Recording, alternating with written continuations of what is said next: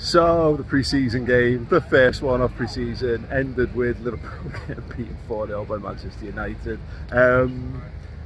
Anyone thinking that might be some sort of fair reflection of the levels of the two teams going into the new season should be well reminded that this was a game that saw Fred chip Alisson Becker from the edge of the penalty area. That's a pretty good barometer for its pre-season, and in a nutshell, wild shit happens sometimes. It's a shame really, because I thought we played some good football the first half an hour, and it was a weird game ultimately because Liverpool effectively played 3 different 11s, more or less, I guess, on the half hours. So 30, yeah, and then we changed it 30 and then changed it at 60, and obviously with the goalkeeper change at half time as well. The first half team looked good. You know, some of the things I saw from that, yeah, a couple of defensive licks. I thought I was encouraging to see Joe Gomez's pace back, encouraging to see him carrying the ball forward from centre half. Said this previously, I think he's very much being groomed as the understudy to Virgil van Dijk on the left hand side, and he's got so much of that about him. Anyway, a new contract, great to see him back in a Liverpool shirt when, let's be honest, we were having conversations a few weeks ago, you know, could he move on, could he go and get a move to another English side and probably get more game time. Liverpool as a squad, as I said, are far stronger for having Joe Gomez available. Let make no doubt about that. The other guys around, Mabea, he started brilliantly, putting a great cross that David Gea got a foot to. Looked really bright going forward. Again, a little bit of maybe just nerves or lack of concentration or something bad to give away inside the penalty area, which helps us concede the goal. But Liverpool went great in the build-up as well, and Nat Phillips missed a header in the lead up to it. I thought Harvey Elliott sparkled, it really did. He looks, when you consider you got him and Carvalho, and I think Carvalho, I was looking for something from him, you know, in those initial moments, and it didn't come. As that half an hour wore on, I think we started to see a little bit more confidence from him. Harvey Elliott from moment one looked like a lad who is just part of this team, fully integrated, fully fired up. I had a great chat with him yesterday at the open training, which is over on Redmen Plus right now if you want to check that out, and he talked about his confidence, and I asked him about his goal, what goal target for the season, and said 10 goals, and he said I'm more 15 to 20.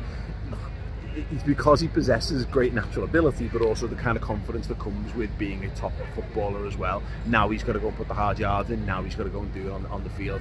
He's done. Look, you don't want to judge too much from these early pre-season games at all, really. They're effectively fitness exercises, but what you've got to do, I think, is find little slivers of hope and things to kind of look to build upon. I'll be taking what I've seen positive from Harvey Elliott, and I'll be looking to see him expand on that in the next appearance, and the appearance after that, and the appearance after that. And ultimately, if people are, you know, garbage in pre-season or amazing pre-season, it doesn't necessarily mean anything for the season when it starts.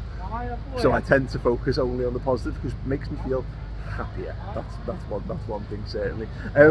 Great to see Mohamed Salah out on the pitch, the reception that he got from the crowd, and actually the crowd in general. I thought it was just mad. And you know, you've seen the pictures, seen the videos. For years, you know, going back to being a kid on the police that comes to the Far East for tours, and just the insanely high level support that the people over here and in and around, you know, the Far East have got for the Liverpool Football Club. I've been to pre-season games now, you know, in North America. I've seen Liverpool play all over the place. What I really like the atmosphere tonight, and it wasn't necessarily one where they're banging out the tunes. Like, you go to America and you've got like supporters clubs, and look, things translate easier because they largely speak the same language. So it's different in terms of, like, it wasn't song after song after song, but just like the roar and the rush of excitement when a moment happened, or when a player had come on the screen that like was one of the stars. Jurgen Klopp comes on the screen and he got like the biggest ovation, and he sat there. He's like, what's everyone cheering at? Sees himself on the screen, realises and starts laughing his head off. They're the things that were brilliant about tonight. And I remember, I think about being in the Rose Bowl in LA years ago, and like Liverpool were crap then. I think like, we've lost so many first pre-season games, or these ones when you get to the abroad ones, let alone the fact that this is actually the first. Normally there's a handful of normal pre-season games before this, of course, and you kind of be a bit deflated by them, and all I end up thinking is all these people who turn up. There's 50,000 people here today. I don't know how many of them were Jackson Wang fans. That's very much an in-joke for people who watch the full set of events that happened today. Apparently he's massive. I think he's bigger than most of Manchester United's players at this point. Anyway, I digress. I just wanted a goal for these guys because the support is absolutely phenomenal, and just have that moment to cherish instead of going, we got tonked by a crap Man United side. It's a bit disappointing in that regard, but yeah, let's try to go through it then. In terms of the positives, good to see Bobby Firmino, great to see Alisson Becker, great to see Joe Gomez looking sharp, of course. You know, Canate, nice little moment where they threatened to go through, and he just did the Canate thing when he's just too fast and he's too strong for everyone. Darwin Núñez, look, wasn't to be. It's not been a great couple of days for Darwin Núñez. I mean, mercifully, he didn't have his toe pulled off, which is what I thought was happening at the open training, which you can see on the tour diary from day 2. And yeah, you know, and you've got some absolute whelp on the internet putting compilations that have been missing a couple of chances in training. He has a chance late on in that game. I think it's Bay maybe who slides in front of him. He makes it difficult. I think even if he keeps it down, it probably hits the defender. Liverpool were trying to get him in, and this is one of the hallmarks of pre-season. When you've got a new guy and you want to impress, you're often you compromise your style of play a little bit to try and make them fit in. It's like when a player's not scored for ages and now like your teammates just trying everything in their power to stick one on a plate, and it felt a little bit like that. I mean, the great moments where the one that leads up to that is obviously Salah tries to set him up, it doesn't work, and he just goes, oh God, I'm just going to have to go myself here. And you know, and it's the post, right? But yeah, his moments will come. I mean, ultimately, this is the point. Integration is the name of the game. Diogo Jota's obviously still got to come back. He was rested today. There'll be big games to come from him. Great to see again Firmino, full fit and firing as well. Mohamed Salah, the best player in the world. He's going to be staying at Liverpool for another 3 seasons.